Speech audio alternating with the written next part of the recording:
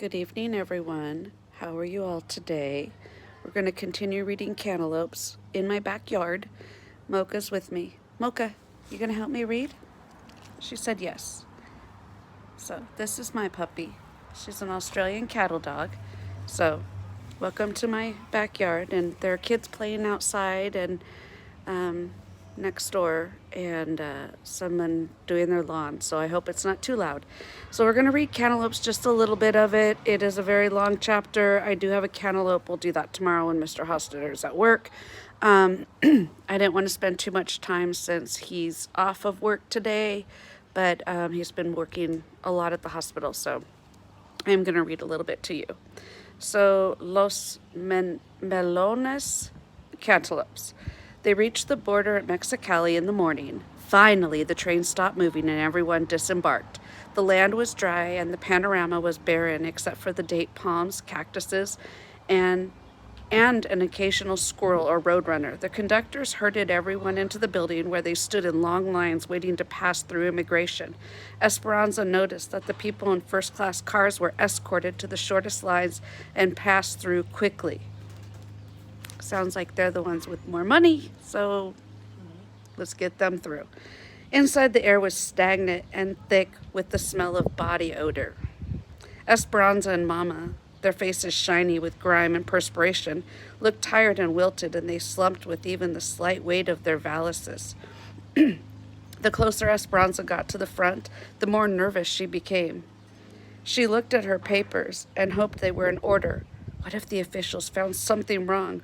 Would they send her back to her uncle's? Would they arrest her and put her in jail? She reached the desk and handed over the documents. The immigration officials seemed angry for no reason. Where are you coming from? She looked at Mama, who was behind her. We are from Agua Caliente, said Mama, stepping forward. And what is your purpose for entering the United States? Esperanza was afraid to speak. What if she said the wrong thing? To work, said Mama, handing him her documents as well. What work? Demanded the man. Mama's demeanor changed. She stood up straight and tall and deliberately blotted her face with a handkerchief. She looked directly into the official's eyes and spoke calmly, as if she was giving simple directions to a servant. I'm sure you can see that everything is in order. The name of the employer is written there. People are expecting us. The man studied Mama. He looked at their faces, then the pages, then their faces again. She didn't blink. She's a strong woman. Standing tall and proud, Mama never took her eyes from his face. Why was it taking so long? Finally, he grabbed the stamp and pounded each page with the words Mexican National. He shoved their papers at them and waved them through. Mama took Esperanza's hand and hurried her towards another train. Oh, they have to take another train. Poor things. They boarded and waited an hour for all the passengers to get through immigration. Esperanza looked out the window across the tracks. Several groups of people were being prodded onto another train headed back towards Mexico. My heart aches for those people. They came all this way just to be sent back, said Mama. But why? Asked Esperanza. Many reasons. They had no papers, false ones, or no proof of work. Or there might have been a problem with just one member of the family, so they all chose to go back instead of being separated. I would do the same thing. No way would I be separated from my family. We all go, or we don't, none of us go. Esperanza thought about being separated from Mama and gratefully took her hand and squeezed it. Almost everyone had boarded except Alfonso, Hortensia, and Miguel. Esperanza kept looking for them, and she became more anxious with each passing minute. Mama, where are they? I'd be anxious too, because you see all these people going back to Mexico and going, wait, where are the people we came with? So they couldn't go through immigration together because they're not related. They're not family. So, they got through, but now are concerned about their friends, which I would be too. And you're watching all these other people have to go back to Mexico. How sad. You get all the way to the finish line and they tell you you can't step over the line and you got to turn around and go all the way back. So that's sad, and it's nice to see Esperanza has some empathy, some feelings about other people. Like she's maybe starting to grow a little bit, like showing some compassion. So let's see what happens. Mama said nothing, but Esperanza could see worry in her eyes too. Finally, Hortensia got on. The train's engines began to chug. Her voice tense. Esperanza said, "What happened to Alfonso and Miguel?" Hortensia pointed out the window. They had to find some water. Alfonso was running towards the train with Miguel close behind, waving the secret package and grinning. The train slowly started moving as they hopped on. Esperanza wanted to be angry at them for making her anxious. She wanted to yell at them for waiting until the last minute just so they could find water for their package. That was probably nonsense anyways. But looking from one another, she sat back, limp with relief, happy to have them all together surrounding her, and surprised that she could be so glad to be back on the train. "Anza, we're here. Wake up." She sat up groggily, barely opening her eyes. "What day is it?" she asked. "You've been asleep for hours. Wake up." "It is Thursday, and we are here in Los Angeles." "Look, there they are," said Alfonso, pointing out the window.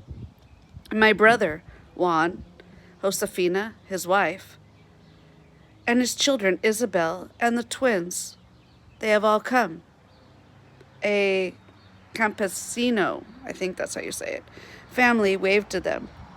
Juan and Josefina each held a baby, about a year old, in their arms. It was easy to see that the man was Alfonso's brother, even though he didn't have a mustache. Josefina was plump with a round face and a complexion that was fairer than Esperanza. She was smiling and waving with her free hand. Next to her stood a girl about 8 years old, wearing a dress that was too big and shoes with no socks. Delicate and frail, with big brown eyes, long braids, and skinny legs, she looked like a young deer. Esperanza couldn't help but think how much she looked like the doll Papa had given her. There was so much hugging, almost all the relatives. Alfonso said, "Everyone, this is Senora Ortega and Esperanza." "Alfonso, please, call me Ramona." "Yes, of course, Senora. My family feels like they know you because we have all written letters about you for years. They're like family, so they don't know them in California, so he writes to them and tells them about how they're doing in Mexico and, how life is and about the family that they work with but love." Mama hugged Juan and Josefina and said, "Thank you for all you have done for us already." Miguel teased his cousin, pulling her braids. "Esperanza, this is Isabel." Isabel looked at Esperanza, her eyes wide with wonder, and in a voice that was soft and whispery said, "Were you really so very wealthy? Did you always get your way and have all the dolls and fancy dresses you wanted?" Esperanza's mouth pressed with irritated lines like, "How dare you talk about me?" Because she's still, a little snotty. She could only imagine the letters that Miguel had written. Had he told Isabel that in Mexico they stood on different sides of the river? "The truck is this way," said Juan. We have a long ride." Esperanza picked up her valise and followed Isabella's father. She looked around and was relieved to see that compared to the desert, Los Angeles had lush palms and green grass, and even though it was September, roses were still blooming in the flower beds. Now remember, her dad had a rose garden, so the roses are important to her. She took a deep breath. The aroma of oranges from a nearby grove was reassuring and familiar. Maybe it wouldn't be so different here. Juan, Josefina, Mama, and Hortensia crowded onto the front seat of the rickety truck. Isabel, Esperanza, Alfonso, and Miguel sat in the truck bed with the babies and the 2 red hens. The vehicle looked like it should be hauling animals instead of people. But Esperanza had said nothing to Mama. Besides, after so many days on the train, it felt good to stretch out her legs. The old jalopy rocked and swayed as it climbed out of the San Fernando Valley, weaving up through the hills covered with dried out shrubs.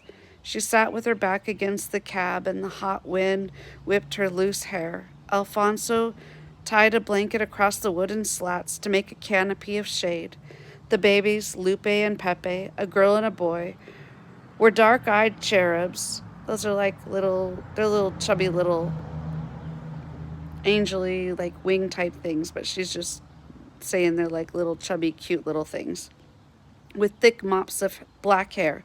Esperanza was surprised how much they look alike.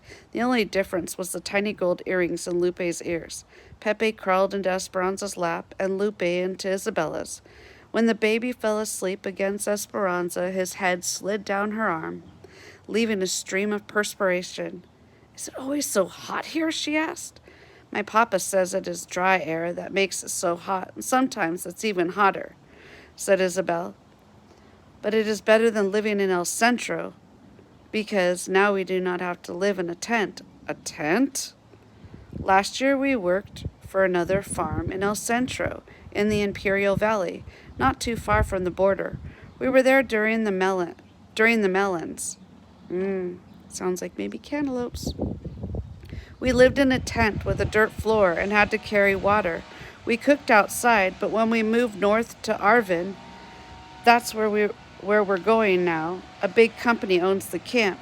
We pay $7 a month, and my papa says it is worth it to have piped in cold water and electricity and a kitchen inside. He says the farm is 6,000 acres. Isabel leaned towards Esperanza and grinned as if she were telling a big secret. And a school. Next week I get to go to school, and I will learn to read. Can you read? Of course, said Esperanza. Will you go to school? Asked Isabel. I went to private school and started when I was 4, so I already passed through level 8. When my grandmother comes, maybe I will go to high school. Well, when I go to school, I will learn in English, said Isabel. Esperanza nodded and tried to smile back. Isabel was happy, and she thought about such little things. The brown and barren mountains rose higher, and a red-tailed hawk seemed to follow them for miles. The truck rattled up a steep grade, past sparse, dry canyons, and Esperanza's ears began to feel full and tight. How much longer? We will stop for lunch soon, said Isabel. So, I'm going to stop there. But, so they're obviously going up, and like if you go up the mountains or Idlewild or whatever, your ears might start to hurt, or, they get a little clogged. So she's experiencing that. She's never experienced that before. She's never experienced being in the back of a truck. But at this point, she doesn't really care because she just wants to get where she's going to go. And so Los Angeles and the Imperial Valley we're kind of like maybe in the middle of that. Los Angeles is that way, and Imperial Valley is that way. So it's over Arizona area, the border over there, by El Centro type area. So it does get a lot warmer there so Los Angeles is much cooler than Hemet San Jacinto. And then they're going to go over to the Arizona type area, still California, but over that area where it's even warmer than it is here. So she's going to be in for a little bit of shock, but man, they're going to have, cold water running in. So that's going to be a luxury. And for Esperanza, that's not a luxury. Plus, remember I told you guys that not every child gets the opportunity to go to school or to learn, and that here Isabel is very excited about learning and getting to go to school and finally learning to read, and Esperanza's taken that for granted, and she's went all the way to grade 8, so my thing is she's probably not going to go to school until later. I don't know. unless she goes to school to learn English. I'm not sure. I haven't read it. So to be continued tomorrow. But I hope you guys are all having a great day. Please go out and get some fresh air. Keep your distance. Play a game. We've been playing board games. You're not going to believe it. I actually got a puzzle. I know. I don't do puzzles. I'm desperate. I'm going to try. I don't know what's going to happen. I might have all my hair pulled out. We'll see. But stay safe. Stay happy. Stay warm. Stay kind. I'm not sure what happened. Mocha! I think my dog just hurt her foot. So, be kind to one another and try to learn something. Do some math online. Practice fractions, multiplication, division, addition, subtraction. Keep up on that stuff. That stuff's, we're in quarantine, but, it's not going to go away. You're still going to need that everyday life. Read. Do a journal. Draw pictures in your journal. Do a virtual tour of a museum. I love art. Go on the Louvre in Paris, the LA County Museum. See if they have a virtual trip to a zoo, or do drawings online. They have a lot of free stuff right now. Take advantage of it. Learn. So be safe. And I won't see you tomorrow, but you'll see me. And leave a comment. And I miss you. And I hope you're well. And till tomorrow.